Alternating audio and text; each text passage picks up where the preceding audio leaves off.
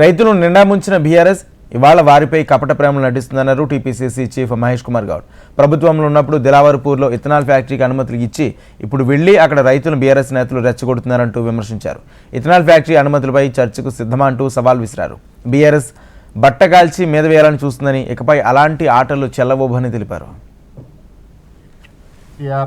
హయాంలో ఇచ్చినటువంటి కంపెనీకి పర్మిషన్లు ఇచ్చినటువంటి దాఖలాలు ఉన్నాయి. ఇక్కడ వాళ్ళు మీకేం తెలియనట్టుగా బట్టగాల్సి మీదేసే ప్రయత్నం చేస్తా ఉన్నారు. ఇది చెల్లగాక చెల్లదు. ఈ రాష్ట్రంలో రైతులను అన్నింటా ముంచింది మీరే.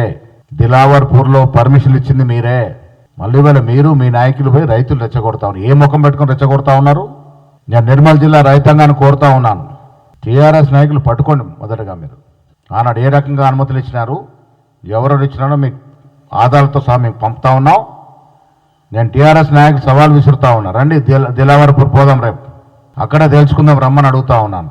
నేను ఇత్తనం వేసింది ఎవరు, అంకురార్పణ చేసింది ఎవరు, పర్మిషన్ ఇచ్చింది ఎవరు, రైతుల్ని ముంచింది ఎవరు? ఇవాళ డ్రామాకు తెరదీసి మీకు సంబంధం లేనట్టుగా నటిస్తూ ఉన్నారు. మీరు కదా ఈ కార్యక్రమాలు చేసింది.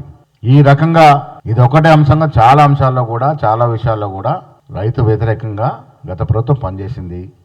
కేంద్రంలో బీజేపీ పార్టీ రైతు వ్యతిరేక చట్టాలు తీసుకొస్తే ఓట్లేసింది మీరు కాదా?